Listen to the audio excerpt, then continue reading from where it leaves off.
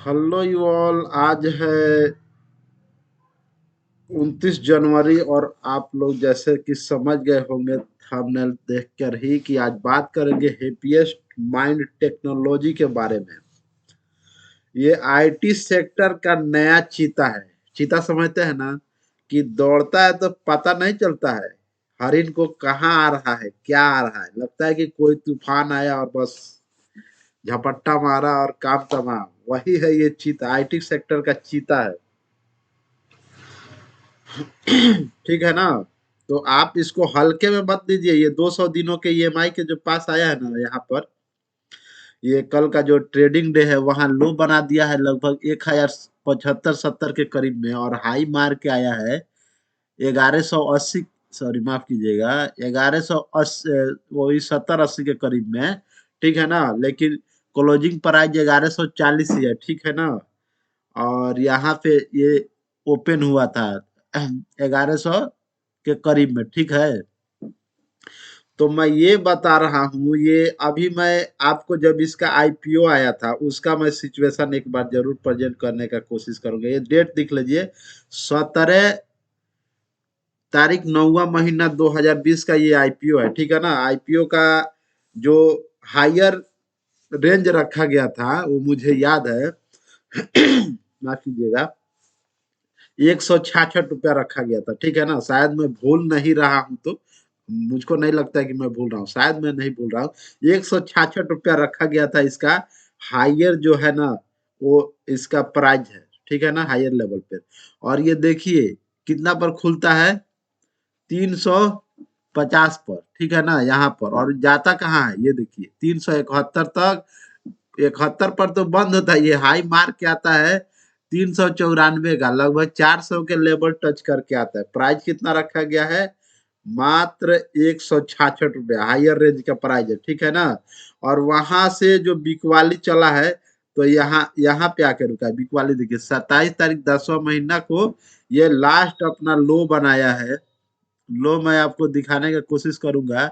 ये 307 का लो बना है, 300 का लेवल तोड़ा नहीं है। ठीक है ना। उसके बाद फिर एक बार बाउंस कर बैक किया है और 350 के रेंज में गया है। फिर ये कंसोलिडेशन कर रहा है, एक तरह से समझिए ना, एक रेंज अब पकड़ लिया है। ठीक है। उसके बाद जब ये चलना शुरू किया है तो आप देख सकते हैं, ये दूसरा महीना 2000 जनवरी में जो है, ये कहाँ है, ये 350 के ही रेंज है। ठीक है ना। एक साल पहले के बात बता रहा हूँ। ठीक है ना। और देखिए आज कहाँ है, कैसे चला है। थोड़ा 3-4 दिन का गिरावट, उसके बाद चलो आगे चलते हैं। फिर थोड़ा गिरावट, आगे चलते हैं। अभी क्या है, आईटी सेक्टर का तो जो आप देख रहे हैं हाल है, तो बड़ी दिग्गज कंपनियों का जब रिजल्ट सही नहीं आया है ना, तो इसके लिए छोटी कंपनियां भी ऐसे ही धड़ाम हो रहे हैं। ठीक है ना, धाराशाही हो रहे हैं। तो इसके लिए इसका भी इसमें ये बुरा हाल दिख रहा है। आपको मैं इसको ऑफर मानूंगा, भले किसी को ये गिरावट दिखाई दे रहा है, लेकिन जब ऑफर आता है ना, तो आपको 20 रुपए का सामान आपको 15-12 रुपया में भी मिल जाता है। ठीक है ना, 15 रुपया में भी मिल जाता है। तो ये एक तरह का डिस्काउंट है। अब जिसको लगेगा कि डिस्काउंट है, वो तो अगर एक बार पैसा नहीं डालेगा तो और अच्छी बात है, ये कुमुलेट तो जरूर ही करेगा। क्योंकि देखिए ये कितना शानदार यहाँ पे 200 दिनों के पास सपोर्ट लेता हुआ दिखाई दे रहा है। भले आप इसको किसी तरह की कोई भी गारंटी नहीं दे सकता है। ठीक है ना। लेकिन एक तरह का सपोर्ट आपको जरूर इस तरह से मार्केट को देखने का एक नजरिया रखना चाहिए कि मार्केट कहाँ सपोर्ट ले सकता है। ठीक है ना।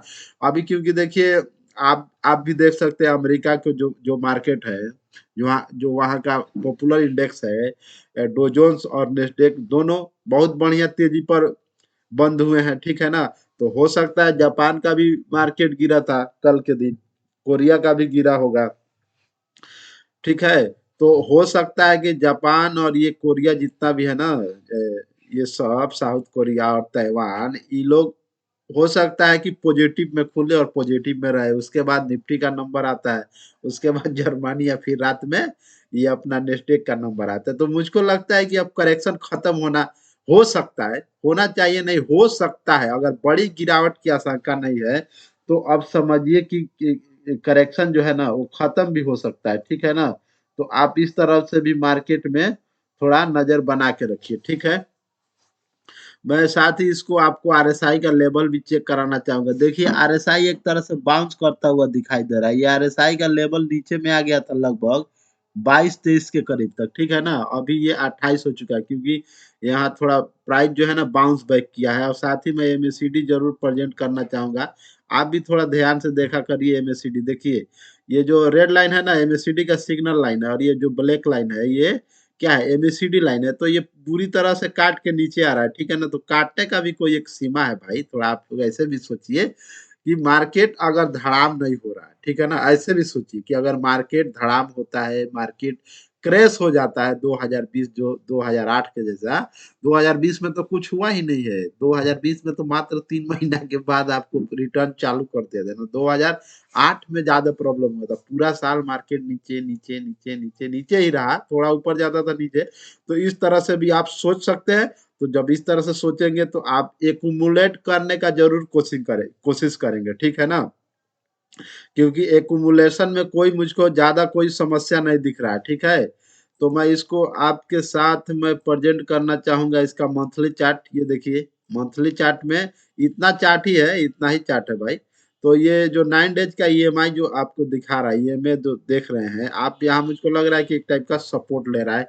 लेकिन बेशक जो ये है ना 5 डेज के ईएमआई के नीचे प्राइस है, अगर ऊपर जाता है तो और ऊपर जाने का संकेत दिखाई देगा। लेकिन अभी प्राइस जो है ना वो कांस्टेंट कंसोलिडेशन फेस में ही दिखाई दे रहा है। तो कभी भी इसमें जो है ना थी, ये बोलते हैं रिवर्सल का शुरुआत हो सकता है, ठीक है। तो आप, मेरा ये मानना है कि आप अगर एक बार में माल नहीं उठाना चाहते हैं तो कम से कम इसमें आप एक्यूमुलेशन कर सकते हैं, ठीक है ना। 1 साल बाद आपको नुकसान नहीं होगा, मुझको ऐसा विश्वास है कंपनी के ऊपर। बहुत दिग्गज कंपनी है। इनका जो प्रमोटर है जो अभी मैं नाम नहीं बता पाऊंगा, वो भी बहुत एक्सपीरियंसेस आदमी है। और जब ये चालू किए थे कंपनी तब उनका उम्र 77 साल था। तो 2 साल और जोड़ लीजिए, ठीक है ना। तो अभी और एक्सपीरियंस हो गया होगा। साथ ही मैं आपको लाइव अभी वीडियो में बने रहिए, मैं इसका डिलीवरी का परसेंटेज जरूर आपके साथ शेयर करना चाहूंगा। तो यहाँ पे मैं सर्च कर लिया हूँ, हैप्पीएस्ट माइंड को मैं सर्च कर लेता हूँ। और हमारे स्क्रीन पर आ गया हैप्पीएस्ट माइंड। और सीधे इसका डिलीवरी पर चलते हैं। माफ कीजिएगा मैं थोड़ा नीचे आ गया। सिक्योरिटी वाइज डिलीवरी पोजीशन यहाँ पे तो उपलब्ध नहीं है, माफ कीजिएगा। हम लोग को सीधे चलना पड़ेगा टिकट टैब के ऊपर। पता नहीं है क्यों नहीं यहाँ पे ये दिखाई दे रहा है। 1 मिनट आप थोड़ा सा वेट करिए, टिकट टैब के ऊपर चलते हैं, इसका लेबल जरूर देखते हैं। इसका डिलीवरी का अपडेट नहीं हुआ है।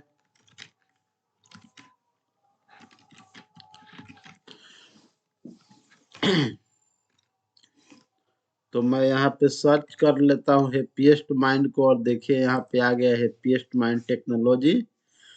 भाव 1140 रुपये। यहाँ देखिएगा ऊपर नीचे भी हो जाता है कभी कभी, ठीक है ना। तो इसको मत मानिएगा, यहाँ अपडेट नहीं रहता है। तो और फोरकास्टिंग में चलते हैं। देखिए मात्र एक एनालिस्ट का राय है, जिन जिन एनालिस्ट का राय है उनका मानना है कि आपको इसमें बाइंग करना चाहिए। और फोरकास्टिंग फॉर 2023 1 साल आगे के लिए जो हायर साइड पर रेंज दे रहे हैं, ये 1566 रुपया का रेंज है। 37% तेजी आ सकता है। और मीडियम देखिए, मीडियम भी वही है, समझ रहे हैं आपको आप लोग। मीडियम भी 1566 रुपया है, और लो भी 1566 रुपया है। एनालिस्ट का ध्यान देखिए आप लोग, ठीक है ना। हाई भी वही, लो भी वही, और मीडियम भी वही। खैर कोई बात नहीं है, उनको विश्वास है कि मीडियम, मेरे ख्याल से लगता है कि उनको लगता है कि इससे तो नीचे 1 साल बाद ये रहेगा ही नहीं है। तो हाई भी वही दे दिए है, मीडियम भी वही दे दिए है, और ये क्या बोलते हैं इसको, लो भी वही दे दिए। साथ में मैं इसका रिजल्ट प्रेजेंट करना चाहूंगा जरूर। ये देखिए ये एनुअल रिपोर्ट है।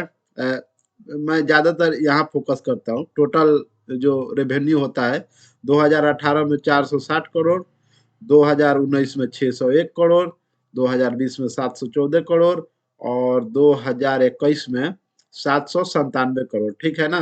तो कॉन्स्टेंटली आप लोग देख रहे हैं कि नतीजा में जो है रिजल्ट के बढ़ोतरी हो रही है। और ये क्वार्टरली रिजल्ट है, यहाँ पर देख लीजिए आप 4 क्वार्टर का आपको रिजल्ट प्रेजेंट कर देता हूँ। टोटल रेवेन्यू जो है 201 करोड़, ये दिसंबर 2020 का, 1 साल पीछे का समझिए ना। और मार्च 2021 में 223 करोड़ बढ़ता हुआ हमें दिखाई दे रहा है। जून 2021 में 253 करोड़, ये भी बढ़त में दिखाई दे रहा है। सितंबर 2021 में 274 करोड़। तो लगता है इस अभी जो आने वाला रिजल्ट है वो अभी नहीं आ पाया है, ठीक है ना। तो वीडियो को यहीं पे वाइंड अप करूंगा। आपसे रिक्वेस्ट करूंगा कि आप कहीं भी पोजीशन बनाइए तो अपने अपने फाइनेंशियल एडवाइजर से राय लेकर ही बनाइए, और अपने जिम्मेवारी पर अपने रिसर्च करने के बाद ही कहीं पोजीशन बनाइए, ठीक है ना। क्योंकि हम लोग का काम है आपको थोड़ा ध्यान आकर्षित करना, एट्रैक्टिव करना शेयर के तरफ, ठीक है ना। और बाकी का आपको सर्च करना और अपने जिम्मेवारी पर इन्वेस्ट करना, ये आपका काम है। और एक और आपका काम है, चैनल को जरूर सब्सक्राइब कर लीजिए। Thank you again watching this video. Thank you gentleman.